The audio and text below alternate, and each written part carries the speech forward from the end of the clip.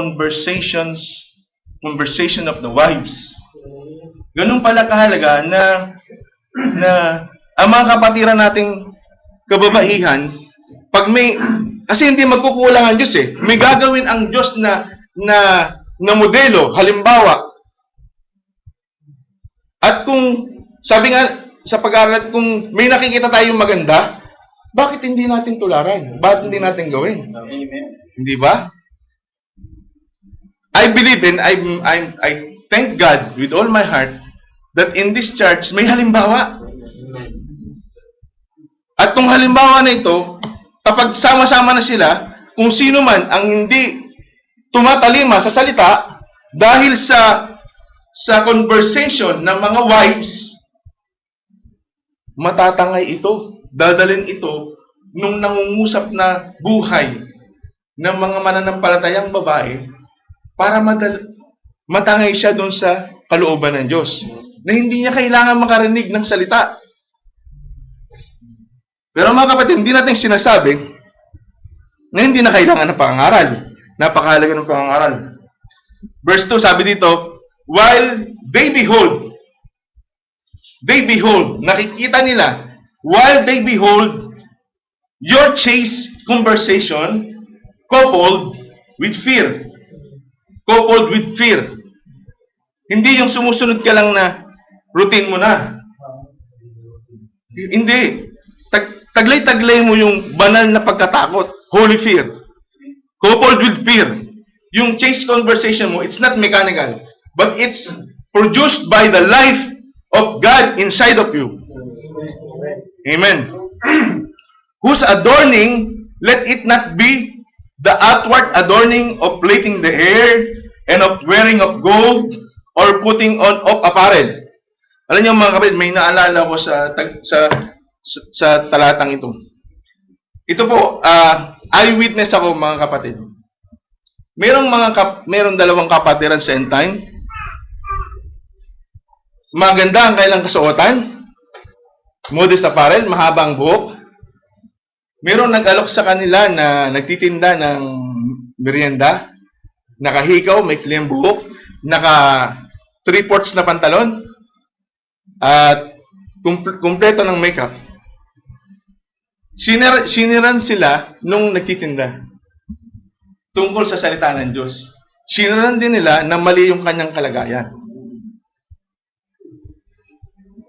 Pero ang ginamit ng nagsishare sa kanila, itong talatang ito.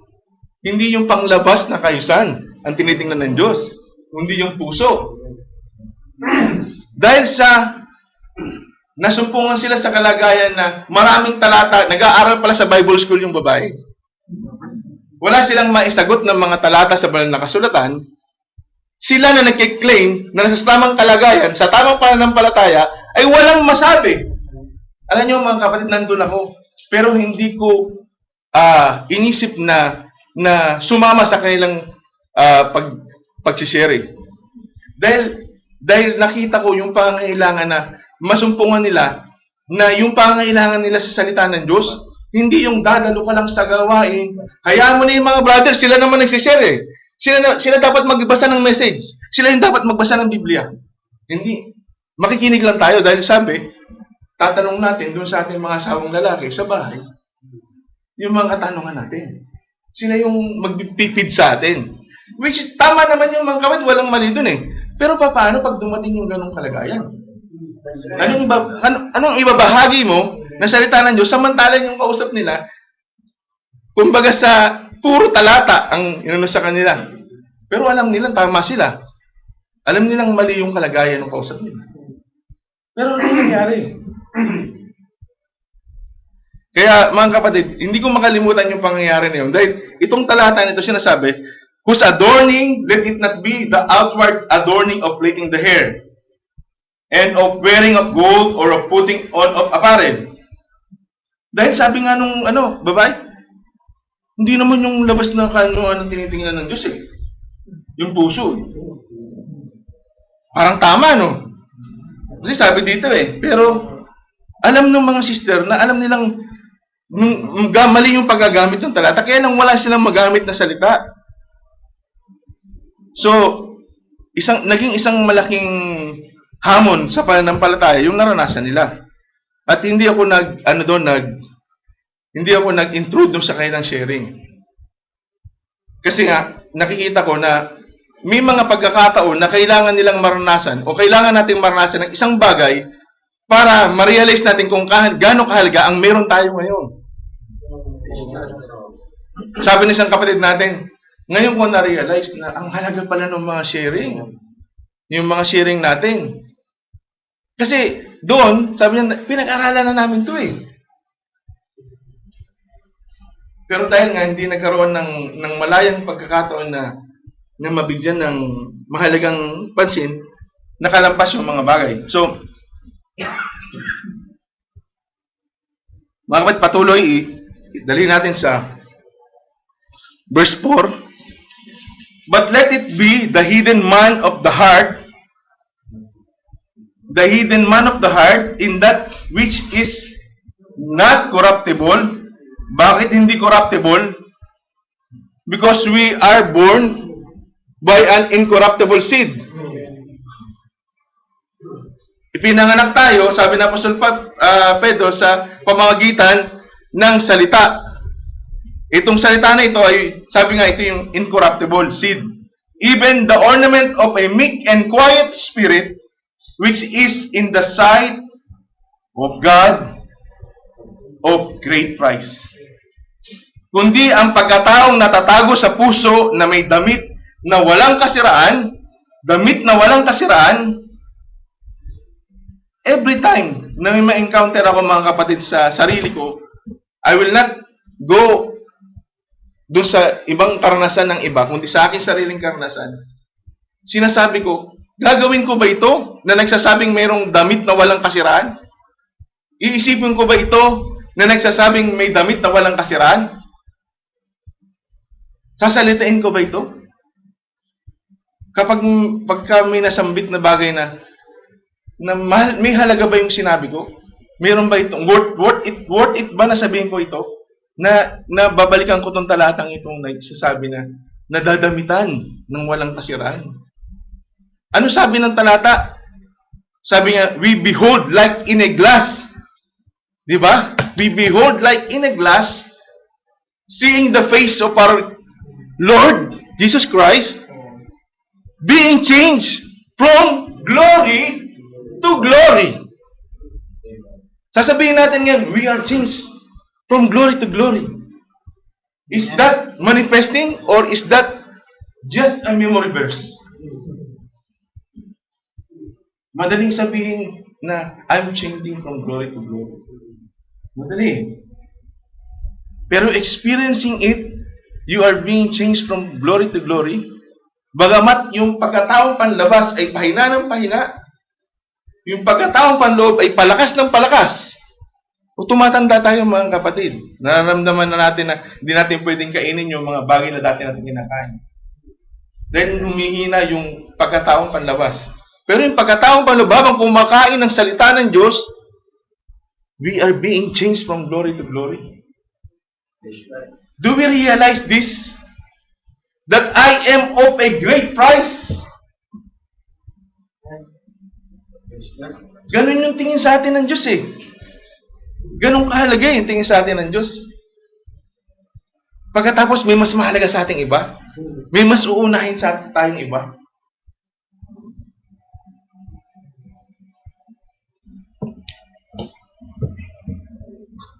Excuse me?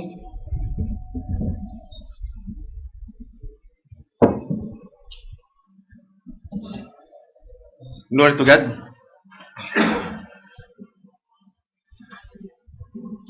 Patuloy po tayo mga kapatid sa verse 5. Sabi dito, for after this manner in the old time, meron tinutukoy ang lingkod ng Diyos na panahon. The holy woman, yung mga banal, babaeng banal, na nagsiasa sa Diyos, who trusted in God, adorn themselves, being in subjection unto their own husband. Yung pagkilala mo na nasa ilalim ka ng iyong asawa. Mamaya ay pupuntahan natin yung sa kalagayan ng iglesia, mga kapatid. Sabi dito sa verse 6, even Sarah obeyed Abraham, calling him Lord. Sabi, calling him Lord, whose daughters, sino ang daughters? Sino ang daughters? Sabi dito, na gaya ni Sarah na tumalima kay Abraham, na kanyang tinawag na Panginoon, na kayo ang mga anak niya ngayon. Kung nagsisigawa kayo ng mabuti, at di kayo nangatatakot sa anumang kasindakan. Ano ba yung sinasabing hindi kayo natatakot sa anumang kasindakan? Being in the old time, the holy woman, adorning themselves in subjection, ano sabi doon? Na hindi sila natatakot. Wala silang kinatatakutan pagdating sa pagsunod sa kalooban ng Diyos. Pero kung natatakot ka dahil may panganib, dahil baka may mangyari sa iyong masama sa pagsunod mo sa kalooban ng Diyos, paano mong i-claim ngayon na I am of a great price? I am adorned by incorruptible apparel. I am born through the incorruptible seed. Paano ngayon yun? Praise God. Sabi dito, even as Sarah obeyed Abraham, calling him Lord. Hindi naman, brothers, nagpapatawag ba tayong Panginoon sa mga asawa natin ngayon? Nagpapatawag ba tayong Panginoon? We're not emphasizing it. Hindi natin ginagawa because ano sabi? Wala nang babae, wala nang lalaki. Lahat tayo tagapagmana. It's revealed to us. Kaya hindi natin ginagawa yon. Pero, naway, wag isipin na sino man nakakarinig, naway, wag isipin na magkaroon ng kaisipan na parang in favor ng mga husband, itong exhortation, no, mga kapatid. Hindi po yun yung ini-impress natin, mga kapatid. We are just trying to realize kung ano yung dapat making kalagayan ng isang babae, kalagayan ng isang iglesia sa kanyang Panginoon. Amen. So, sabi dito, even as Sarah obeyed Abraham, calling him Lord, whose daughters ye are, as long as you do well, and are not afraid, hindi takot, with any amazement. Ano bang nakakatakot sa pagsunod sa kalooban ng Diyos? Yung panganib? Yung banta ng mga tao? Si Micah hindi natakot eh. Yung 3 Hebrews children hindi natakot. Lalo ating Panginoong Jesus hindi siya natakot. And I believe the church will not fear anything. The true church of God. Every part of the church will not fear anything when it comes to obeying, when it comes to doing the will of God. Sabi naman dito, mga kapatid, ito yung isang side naman, mga kapatid. Likewise, ye husband, dwell with them according to knowledge. Dwell with them according to knowledge. Mga kapatid, mga brothers, we should dwell with our wives according to knowledge. Giving honor unto the wife as unto the weaker vessel. Ito parang hindi na naman magandang pakinggan sa mga liberated woman. Hindi kami weaker vessel lang. Kaya namin gawin yung ginagawa na, kaya nga namin maging bumbero din eh. Parang gusto ng mga kababaihan ngayon yung people's right na, wala na, pantay-pantay na ngayon, wala nang lalaki at babae. Kaya kami, pwede na rin kami maging preacher, pwede na rin kami maging pastor, evangelist, lahat pwede na. Kasi, kaya naman namin gawin lahat ng kayang gawin ng lalaki. Not with the church of God. Alam ng mga holy woman, mga daughters ng holy woman, alam nila kung nasaan yung kalagayan nila. As unto a weaker vessel, and as being heirs together of the grace of life, that your prayers be not hindered. Mga kapatid, Napakahalaga nito sa mga mag-aasawa at sa mag-asawa. Hallelujah. Kung alalahanin niyo mga kapatid, paano ba nating naranasan nung una kung gaano kahalaga yung ating mga may bahay, hindi pa natin sila asawa. Mahalaga sila sa atin. Dahil may nakita tayo. May nakita tayo sa kanila. Meron tayong na-realize sa kanila. Praise God.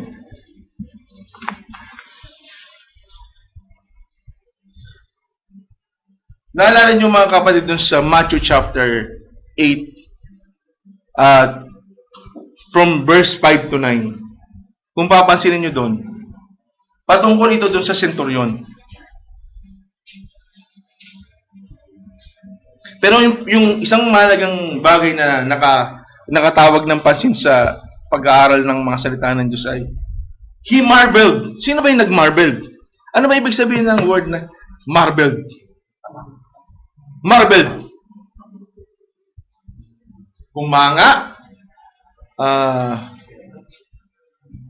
Marveled. Para bang ano ba ito?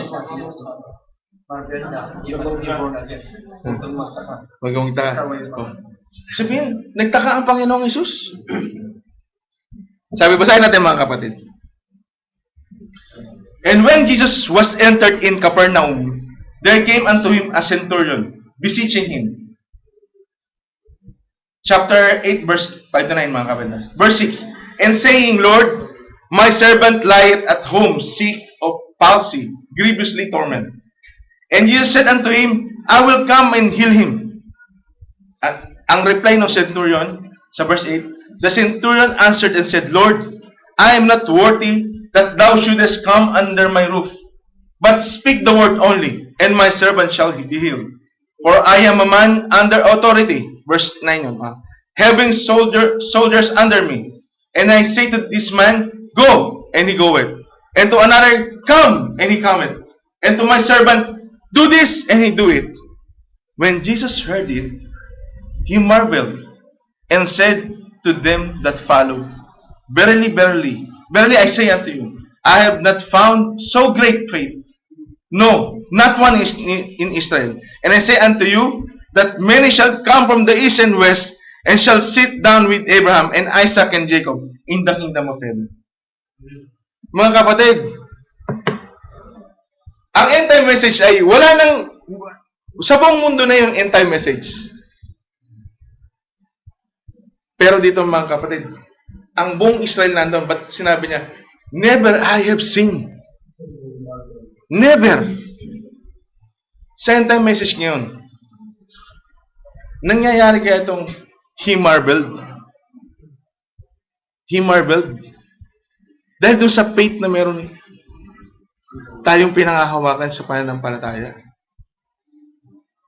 Magkakaroon din kaya gano'n na impression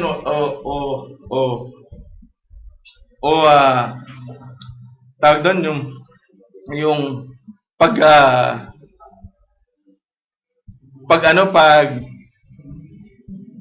hindi ko masabi yung word, mga kapatid. Will he marvel because of that faith? Is that faith present in the end time message? Sasabihin ba na sa lahat, sa buong Israel, wala akong nakitang ganito. Sa buong end time message, wala akong nakitang ganito. Ganito.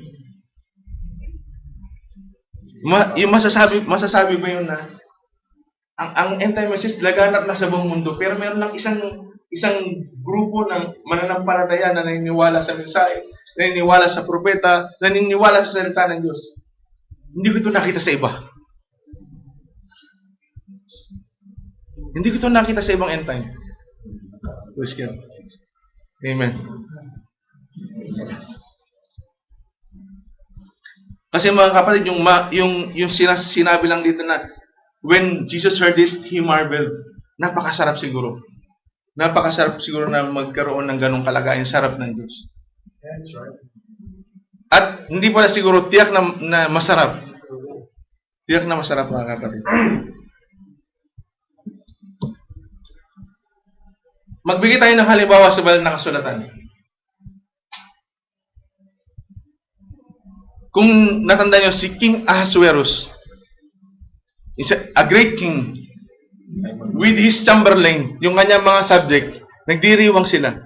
At nung masayang masaya si Haring Ahasuerus, naisipan niya, yung reyna ko napakaganda. Napakaganda niya. Ipatawag niya yung reyna ko. Gusto kong makita ng lahat ng kanyang kagandahan. Anong sabi ni Reyna Basti?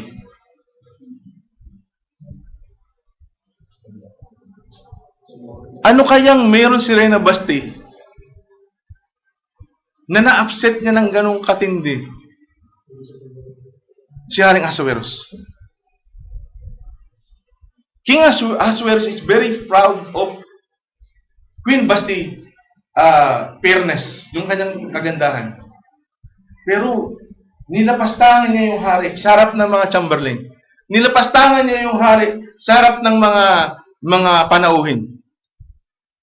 Pinatawag niya, hindi siya sinipot ng reyna. Alam niyo po mga kapatid, lagi tayong tinatawag ng Diyos. God always want to meet us in His Word. Pero may mga panahong pinipili natin ang ibang bagay. Iniiwanan natin ang mahalagang bagay. For a temporal, sabi natin, temporal convenience, temporal excitement, or enjoying life. Mga kapatid, the most desirable, happiest time that a Christian would desire is to be with his Creator. Ito yung pinaka-desirable thing sa isang mananampalataya. Ang makita niya doon sa lapaap ang Panginoong Hesus. With a glorified body. Who can be happier?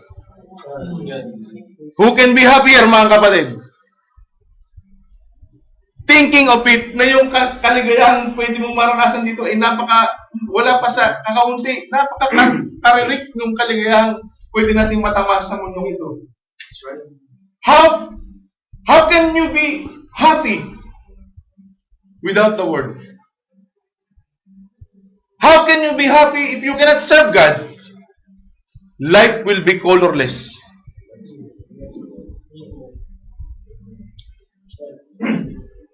Praise God.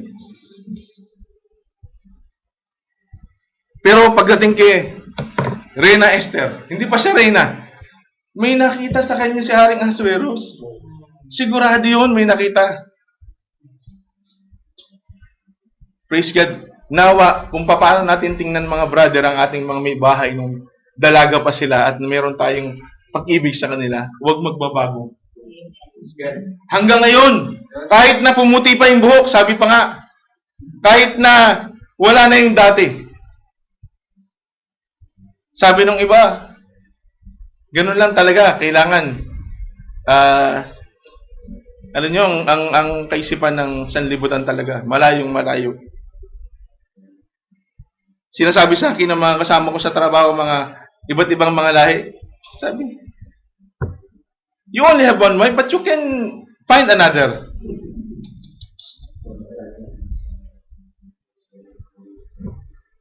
Mga kapatid, patuloy sa merong isang babae sa banal na kasulatan na dinescribe ng Bible na with a good understanding.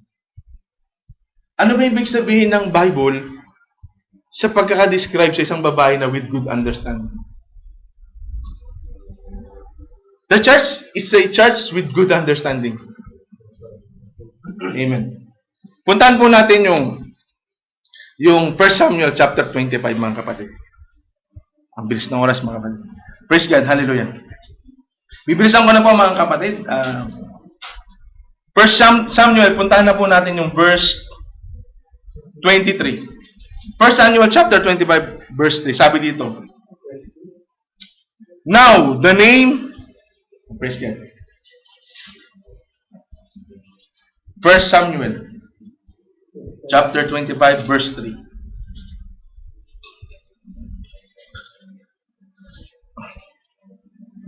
Praise God. Happy po dito. Now, the name of the man was Nabal. And the name of his wife, Abigail. And she was a woman of good understanding, and of a beautiful countenance. But the man was churlish and evil in his doing, and he was of the house of Caleb. Si Nabal ay galing sa sambahayan ni Caleb. Alam natin si Caleb ay kasama ni Joshua. Pero, si Nabal, he is a man with ill nature. Ill nature. Napakasama na ugali niya. Kaya nga nagtatanong ako, bakit umibig sa kanya si Abigail? Bakit natin sasabing umibig, mga kapatid? Sa isang pagkakataon, nasa kasaganaan, si Nabal, nagpa-shear siya ng mga tupa, umani siya, at nandoon malapit ang si Haring David, at with such salutation, sinabi niya doon sa mga subject niya, punta kayo kay Nabal, sabihin niyo ganito. Ang ganda ng sinabi ng hari ni David, pagbati kay Nabal. Pero dahil itong si Nabal ay ill-nature siya, binastos niya. Hindi niya nirespect yung hari, hindi niya nirespect yung inutusan. Dahil sa bagay nito, mga kapatid, nagsukbat ng espada si Haring David at pinaganda niya yung kanyang mga tauhan. Alam niyo na yung mangyayaring kasunod. Walang matitira sa sambahayan ni Nabal. At may nagsabing batang lalaki kay Abigail. Kung ano yung nangyari. Ano ginawa ni Abigail, mga kapatid?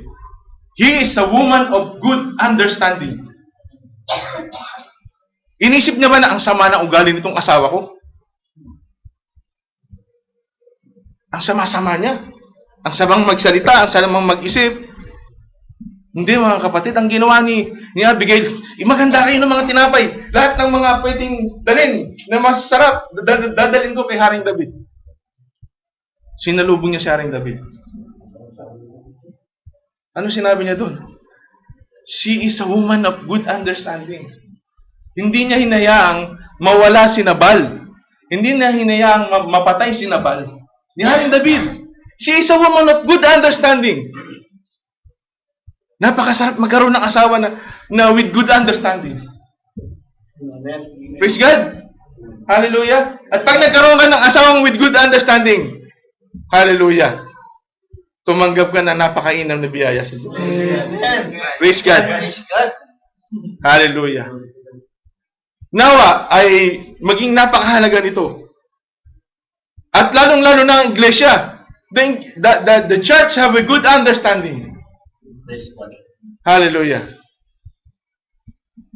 Praise God. Napakabilis ng oras, mga kapatid. Hallelujah. Alam niyo mga kapatid, galak na galak ko nung makita ko ito na ang ibig sabihin ng nito ay ang babaeng ito ay matatakutin sa Diyos. Ang babaeng ito ay laging iniingatang magawa niya yung mga salita ng Diyos. Hindi siya yung basta na lang sisingit pag may kausap yung kanyang asawa. O kaya yung siya pang magiging namiminuno kaysa, alam niyo mga kapatid, I have seen so many instances of this. The church will never be fined in this way. Lagi makikisusumbungan ang church na kagaya ni Reyna Esther. Hallelujah. Praise God.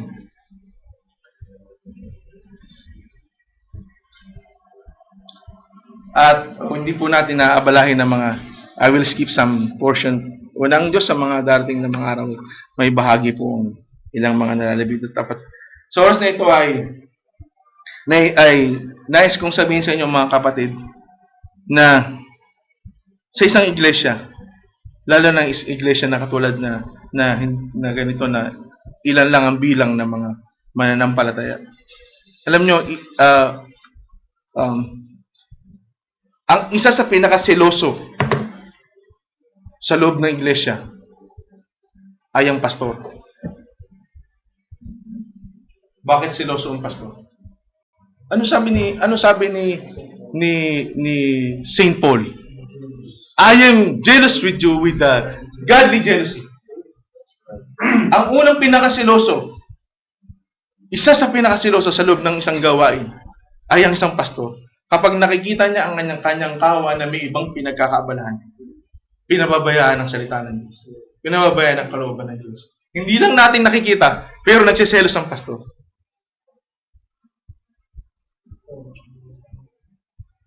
Basahin nga po natin yung mga kapatid sa pagtatapos natin mga kapatid sapagkat ang oras ay hindi magpapahintulot. 2 Corinthians chapter 11.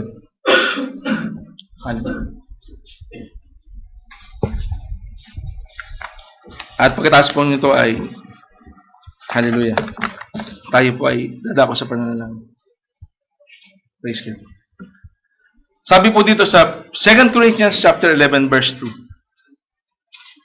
For I am jealous over you with godly jealousy.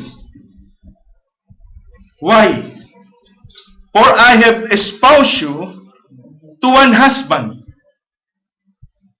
that I may present you, ano lagi natin narinig, na